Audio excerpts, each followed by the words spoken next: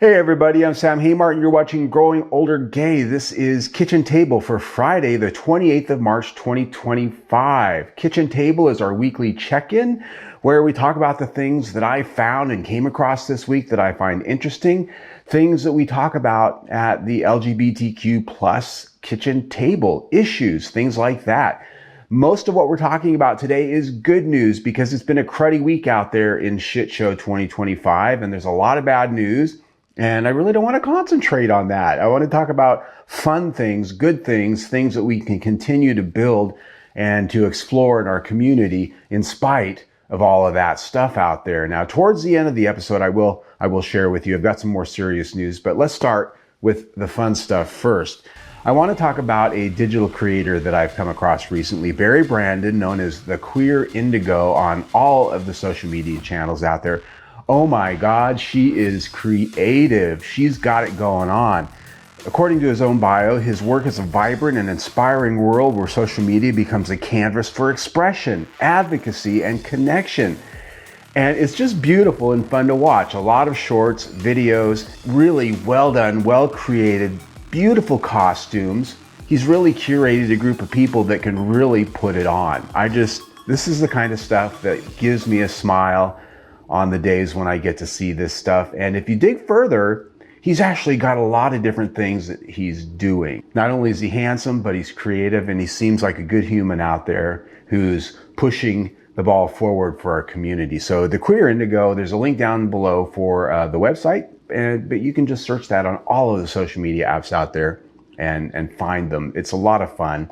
And another uplifting thing that came across my desk this week is some good news in spite of all the bad news. Disney has voted to stay with DEI. Yeah, now according to The Advocate, Disney shareholders voted overwhelmingly to continue the Human Rights Campaign Index. Holders of only 1% of the shares voted in favor of a right-wing group's proposal that Disney pull out of the index, according to multiple media outlets. It's worth noting that Disney is one of the companies that has a perfect score with the HRC. Very important, and I like to highlight these things. Costco is another company recently who decided to stay on board with diversity, equity, and inclusion. It seems like a really good thing, but there's a lot of companies out there that think it's a bad deal, and they're pulling out of it because whatever. So good for Disney. An event coming up very soon, Gear Up Weekend in July, the 10th through the 13th, 2025. It's in California, Northern California to be exact, Saratoga Springs. This is a weekend of LGBTQ plus queer and transgender kink at sort of a campy campground, cabin, summer camp kind of environment. North of San Francisco, it is a place where people can socialize, learn from, and play with other queer, gay, bi, and trans men of all ages, 21 plus, in a safe and friendly camping environment. You can get a cabin, you can stay in your own tent, you can have a rented group tent. There's all sorts of options here, but it's a full weekend of programs, activities, and lots of fun. Yeah, Gear Up Weekend. I have a couple of friends who have gone to this and I want to go. I'm going to IML in May, and so that's my big expense of the year. I don't know if I can afford to go do something like this just a month or so later, but Gear Up Weekend, the website is down below in the information section. Very much worth checking out if you can get out to Northern California. You can fly into San Francisco, take a drive up the coast, and there you are. And speaking of big events, there are a lot of big events coming up, especially in the leather scene. There is the Austin Kink Weekend, Claw in Cleveland, Fist Fest, Spring Fling down in the South, and also International Mr. Leather. Now, I always go to IML. That's my big event of the year. And I have a lot of sober friends out there who are in the recovery community who always say to me, gosh, I'd love to go to those things, but I just can't deal with all of the alcohol and the drugs. It's very triggering. I'm just afraid that I'll go right back in and hang out with those people and be doing it just like they are. And I'm here to tell you that it's not all like that. There are recovery meetings at a lot of these big events where when you go there, if you're somebody who's sober from alcohol or drugs, you can go and on a day or two or maybe multiple times a day during these events, right in the events, there are meetings held there where you can get away from all of that, have a few moments with your brothers and just sort of chill out and have some recovery. And there's a group called soberleathermen.org who organizes a lot of these things. They have a list of where these meetings are, how to get a hold of these people. And at these 4 events that I listed, Austin Kink, Claw, Fist Fest, Mr. International Rubber, and IML, there are meetings at these events where you can go and hang out with the sober kinksters. And you know what's beautiful about that is you get to know these guys, you hang out with them, and next thing you know, you're in the hotel room, you're in the play space with them, and you're around safe people that you can kink out with and have a good time and not worry about somebody pulling out a pipe or smelling like or tasting like booze. And that's the thing I love about it. And what I tell a lot of my sober friends here in town that are always worried about that is I tell them, I said, look, when I go to IML, we have 2 recovery meetings every day for the entire week that we're there. We hang out with those guys.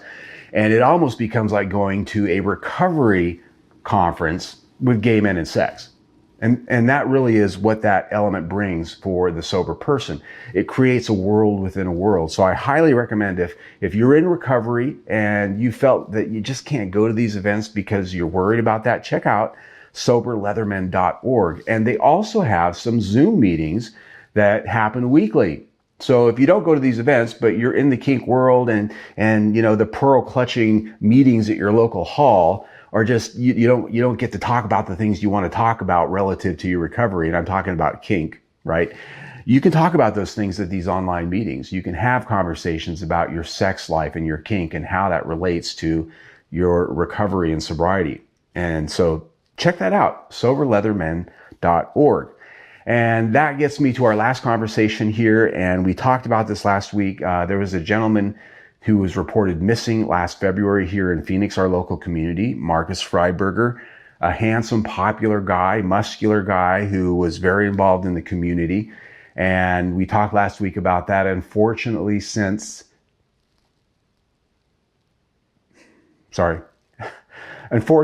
last week's episode, the news had come out that he was found, and he was. It appears, although the full report hasn't come out yet, the where and the how that he was found leads to the fact that there was foul play. And I don't have any details that are confirmed, but the fact of the matter is he was last reported to be going out on a blind date back in February, and he was found in a rock quarry here in town just last week.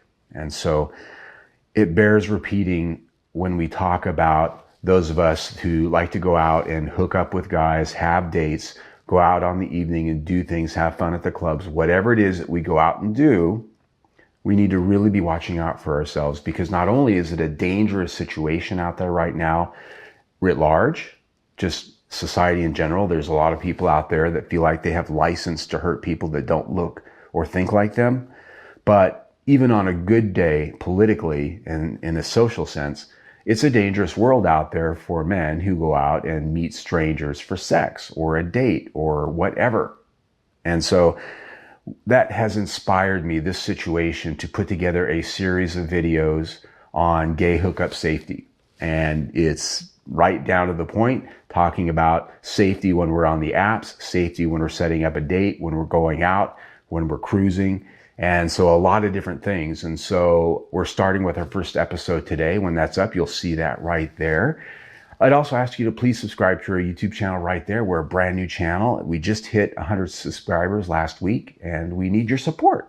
Either way, stay tuned. I love you guys.